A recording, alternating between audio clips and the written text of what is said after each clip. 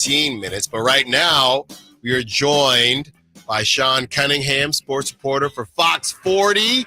Sean, thank you so much for joining us. What's up, Allen? How are you? I'm good, man. Thank you for taking the time. I know everybody is running around, so we really do appreciate it. As always, let's not waste any time here, Sean. Let's just give you the floor to kind of talk about De'Aaron Fox's legacy for a moment. What's his legacy in Sacramento? I actually didn't expect that question, but it's something I've been asked a few times including on the air last night on Fox 40 by my coworker Andrew Martin, and it's one that I really don't have a great answer for. Yeah. And at least in my opinion, and I think the best I can come up with is a little bit of an incomplete legacy, because look, I mean, this guy came in, in his heartfelt message he put on Instagram today, he talked about it, coming in here as a kid and leaving a man, 27 years old. He's been an all-star. There were such high hopes when he came here. He wanted to be here.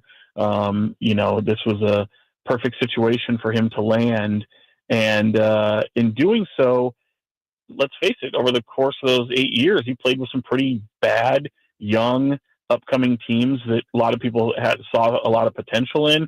Clearly had some raw talent that was around him that needed to be kind of developed and put together, if you will. Mm-hmm. And once you get there, you've only got one playoff run, and it ended with a 7-game series to the Warriors in that opening round series 2 years ago. So, yeah, you saw it. You kind of saw them build around him a little bit. You kind of saw what they really needed since that playoff exit. And I think the most disgruntling part is the fact that they weren't able to find what they desperately needed after that playoff series. Clearly, the addition of DeMar DeRozan is one that I lauded, and look, I still think it was a great move for Sacramento to get and to pair him with De'Aaron Fox, even though there's people who concerns about the fit and all that, but it was everything that was needed in that regard in terms of stability in the fourth quarter, another fourth quarter score, free throw percentage, all that stuff. I could see that working. That made sense to me. But certainly size and athleticism continues to be the problem that this team would run into. And I feel like it feels incomplete that you didn't really give him that during his time here. And there'll always be that what if question. Talking to Sean Cunningham, sports reporter for Fox 40, covers the Kings, all things Sacramento. Let's move to the actual trade now, Sean. What were your initial thoughts on the trade? And I guess those are two separate questions. What were your initial thoughts on the trade? And then once everything broke down, your most recent thoughts on the trade? Yeah, just playing a GM here on the radio, which I would be awful at, full transparency. But I think I share a lot of Kings fans' reaction to where, oh, that's it. Maybe thinking that you were going to get a little bit more in the terms of maybe some first round capital that comes to you that might carry a little bit more weight than what you currently have. Clearly that Hornets pick is going to become 2 second-round picks. So you end up really with 5 second-round picks, which is nothing to, bat an eye at, especially with the 2 unprotected first-round picks that you got that are later on down the road. But I'm a little surprised you couldn't get your pick swap back. Mm-hmm. I'm a little surprised that you didn't get somebody. Look, Stephon Castle, I didn't think was going to happen at all. I can understand why the Spurs would not want to move him. But, thinking of somebody like Devin Vassell or even a Jeremy Sohan or, something like that might have been able to be pieced in there.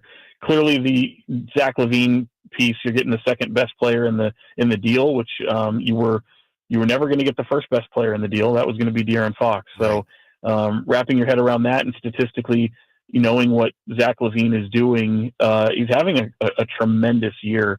This is a guy who had ACL surgery years ago, became an all-star in the wake of that ACL surgery. So this is a guy that's been coveted by members of this organization. They signed that 4-year, $78 million offer sheet that Chicago matched just hours later to get him to keep him in Chicago. And he even signed a bigger contract after that. And yeah, you've got some stability there. You've got a big time scorer who's all of a sudden efficient. He's always been somewhat efficient, but he's been kind of a chucker. And obviously there's questions about the durability of him with his injury past, but I like Zach LaVine as a player. I can see that working in terms of replacing De'Aaron Fox, and you're getting a big time scorer and a guy who's just a little bit older, and that's fine. He's still in the prime of his career, in my opinion. But I did think you could have probably got a little bit more. I expected maybe there to be a little bit more.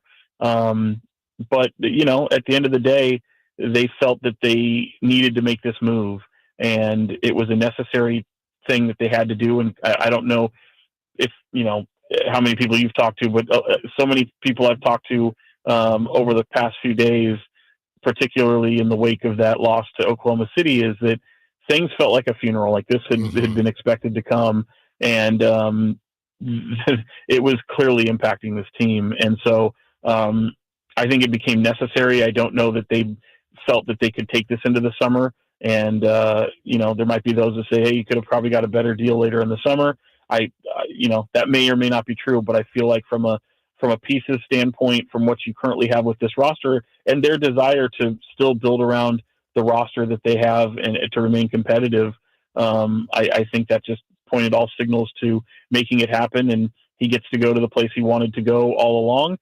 He's obviously his wife is from there. They've got family in the area. It's going to be a comfortable landing spot for him that he can absolutely be sensational with somebody like Victor Wembanyama, and they've got a bright future. But Sacramento now has a lot of pressure on it to make their futures just as bright now with the capital that they have to try and go out and build around this roster. And because one thing's for certain, they do not. I mean, whether you agree with it or not, they are not ready to hit that full reset button.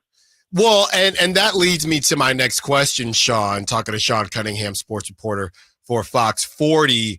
If you could elaborate just a little bit on your tweet yesterday about the Kings being aggressive. If there was maybe a player's name or a type of player in particular that you are hearing the Kings are going after. I know going into the weekend, it sounded like it was playmaker and a wing. And now I'm hearing it could be, obviously they got the playmaker in Zach LaVine. Is it leaning more towards wing or center? Is there anything that you're hearing there, or maybe they don't even know yet? Well, I think you look at the roster and there continues to be an imbalance there. You clearly have a void of defense. Your defense is going to be, you've made strides, but you just traded a hell of a two-way player for a guy that is, I don't want to say non-existent defensively, but not nearly the player that De'Aaron Fox is defensively.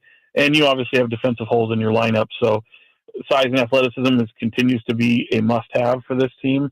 If you're reading tea leaves, and I don't think you're far off. I mean, wanting size, athleticism, rim protection, but albeit somebody that can maybe stretch the floor.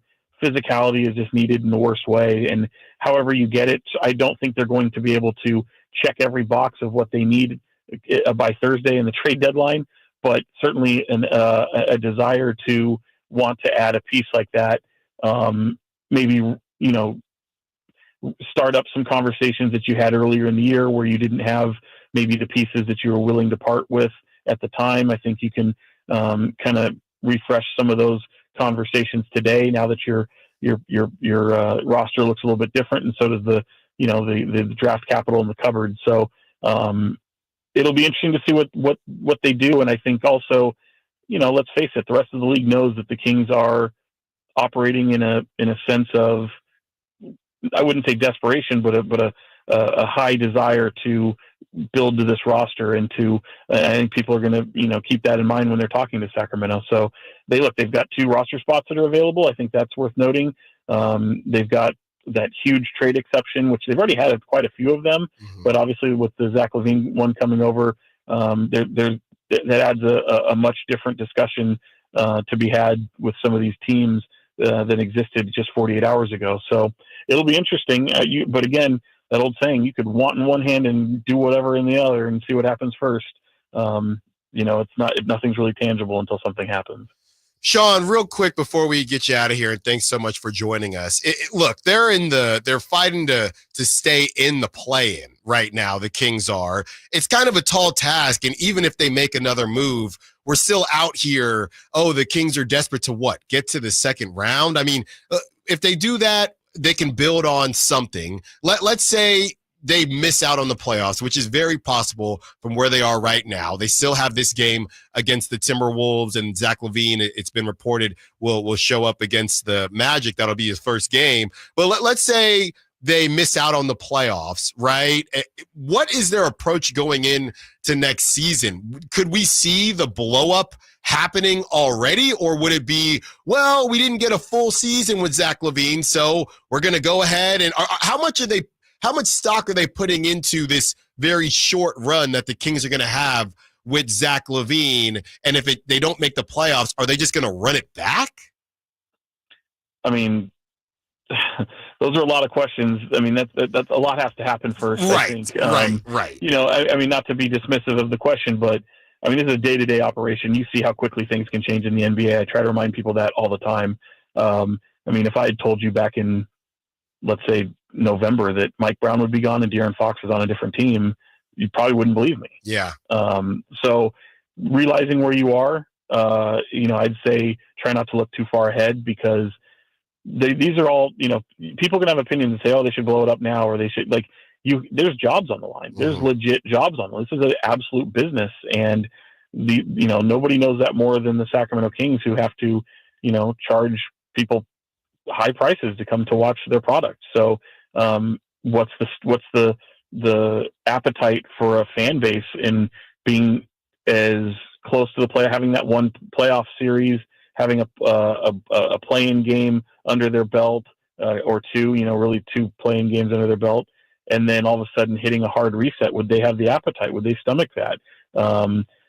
You know, those are questions for another day, I think. But the way things are constituted right now, you've got to try. You've got to see, you know, what you can piece together and go out and be competitive, because, you know, this Western Conference, as tough as it is, there's a lot of, you know, you've got about 6 teams that are all kind of huddled up staring at each other, and a lot of them have made moves to get better. It's incumbent upon this franchise to go out and do the same, get to the offseason, and then you make some decisions. Because right now, throwing your hands up in the air and saying, oh, we're going to go in a different direction, it sends the wrong message to your fan base. It sends the wrong message to these players that you have under contract.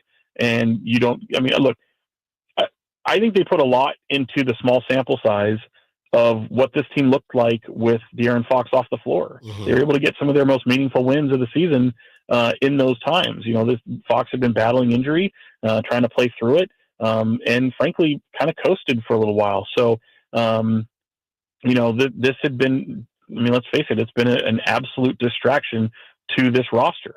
So if you got a couple of games before the All-Star break, you have a long All-Star break. Fortunately, you don't have any, you know, players, you know, really taking part in the All-Star game. Right. This will get some time for much needed practice, some settle, a reset, like an escape. And, you know, you look at the remaining road ahead. I mean, I don't think it's all that inconceivable for them to go out and find a little success. Clearly they found a little bit of, you know, inspiration under Doug Christie. Let's face it, Zach LaVine is having a hell of a season. He knows he has a familiarity with DeMar DeRozan. People can poke fun at that if they wish, but they did have a little bit of success in the early going there.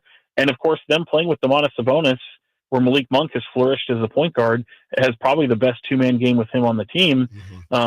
You can see look, this team may go out and score 130 points and lose every game because of no defense, but I think you have to go and see it through. You've got to send the right message to the fan base, this roster, and some of these players that are on the team that you went after. It's not like you're hitting a hard reset. See what it looks like, and then take it into the offseason, because those are the next moves. That would be, you know, the draft and, of course, free agency. So things are a lot more interesting, I'll tell you that. I will tell you, and that's what I was saying. Last season was so boring, Sean. First season, now I'm thinking, well, I got what I wished for. And Sean, I will say that last answer, I mean, that was great stuff, man. We really appreciate you for hopping on as always. And you're making me believe, Sean. I'm really excited to see you on Wednesday, man. I'm going to tell you that right now. Right now. Sean Cunningham, a sports reporter for Fox 40. Sean, thank you as always. You got it, Allen. Anytime. Talk to you later. And speaking of seeing Sean, y'all might see me if you win those tickets along with Zach LaVine.